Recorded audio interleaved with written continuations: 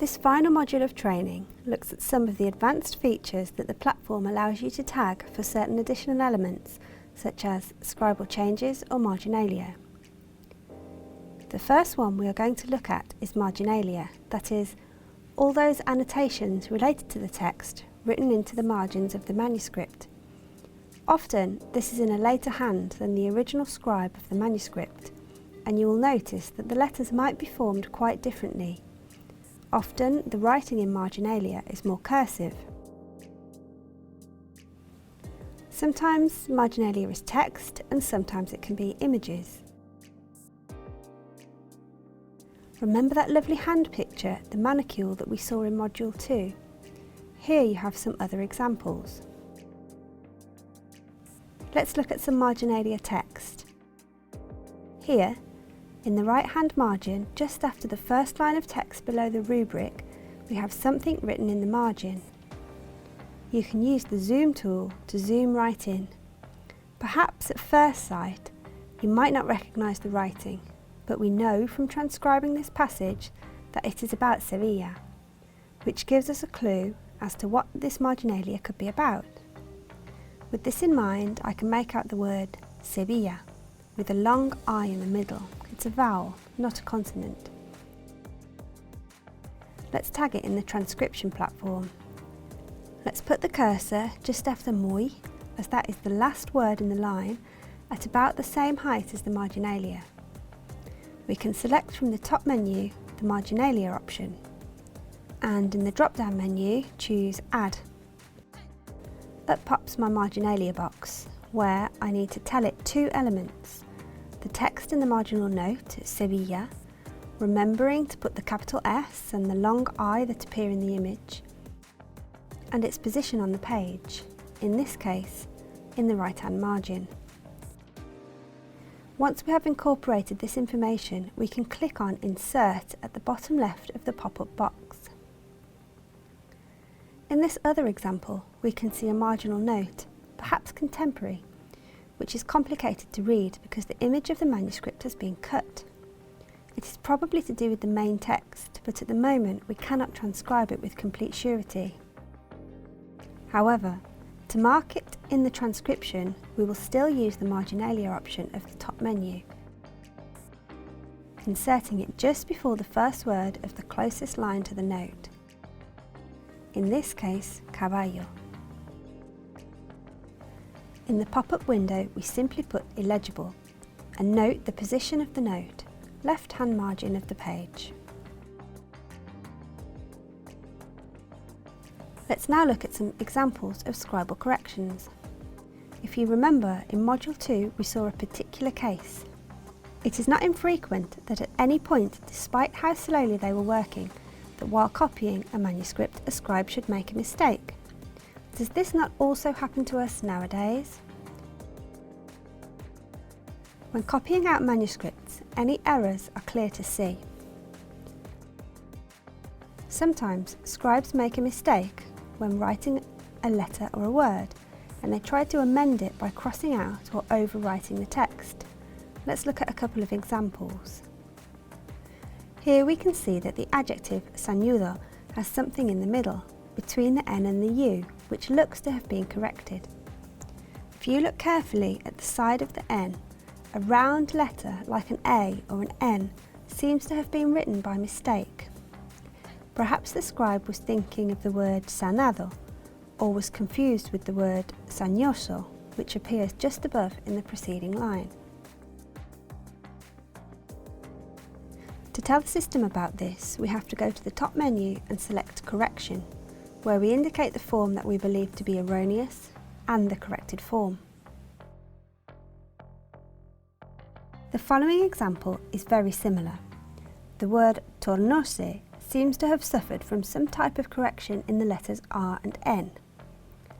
It's very possible that this is what has happened, because if we look at the base text, we can see in the same place Tobose se tuvo por bienandante se sintió afortunada. It's possible then that the scribe realised his error and tried to correct it by changing the RN to a U. Whatever happens, we can indicate in the pop-up window of correction what we think is the incorrect form as well as the corrected form. In other cases, the scribe forgets to write part of the word, usually a letter or a syllable. If the same scribe or a later reviser or reader noticed the error and there was not space to add in what is missing, they often included it in the space below the line above as interlinear text. Sometimes they may put a little mark to indicate the place where the missing word or letter should have been. This is what happens, for example, in the form cayendo and queremos, whose first syllable ca and que have been added as interlinear text. To indicate this to the transcription platform, we can use the same system as earlier, choosing correction, writing the incorrect and correct forms, and indicating the position of the element added. Here we would choose interlinear. Another interesting aspect to bear in mind is damage or deterioration to manuscripts with various causes, such as rips, wrinkles, humidity, etc. This can affect the legibility of the text. There will be parts that we can read with difficulty thanks to the base transcription.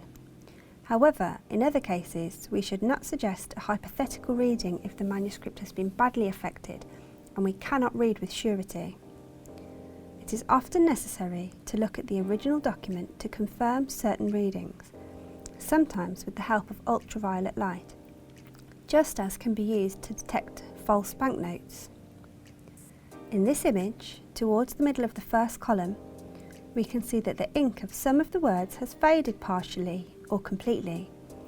It is not bad in the last lines of the chapter, where with some difficulty we can read Primazia en España, habemos ya contado, or tornaremos a contar, although always with the help of the base transcription. With everything, you have to pay great attention because the spelling can change. For example, in E1 it says Primazia with a C, but in our manuscript it is with a Z.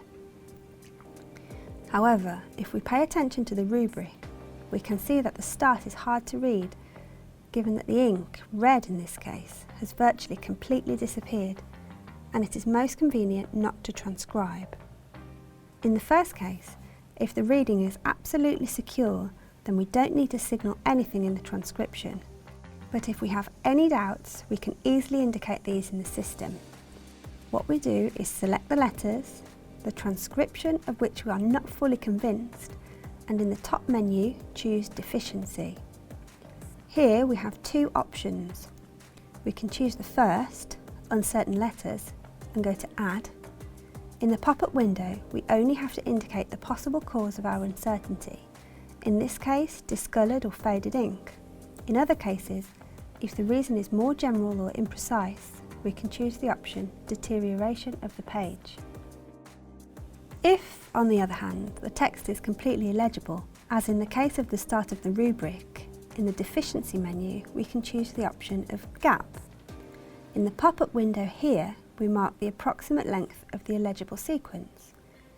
If we are sure that what is missing is an exact number of words or letters, we can indicate this in the sub-menu, Unit, Words, Letters, and then tell the system how many words or letters are missing.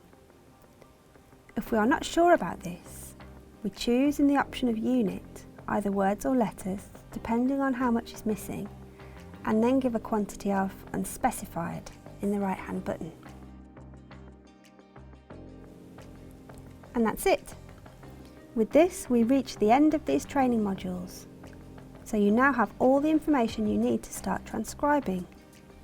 Don't worry if there are parts of the manuscript that you are unsure of, that you find difficult to read, or that you are unsure how to transcribe. We are here to guide you and help you when you need it. You can get in touch with us via email or chat, or through our website. As you transcribe, remember that you form part of a collaborative, pioneering network involved in digitally transcribing this 700-year-old manuscript. Your transcriptions will have a direct and positive effect on the work that the editorial team of the Historia de España project are able to carry out to contribute to the understanding and dissemination of one of the most significant texts for Spanish cultural heritage. The most important things are that you enjoy yourself, that you learn, that you help us to learn with you, and that you remember that you are making a genuine and valuable contribution to scholarship.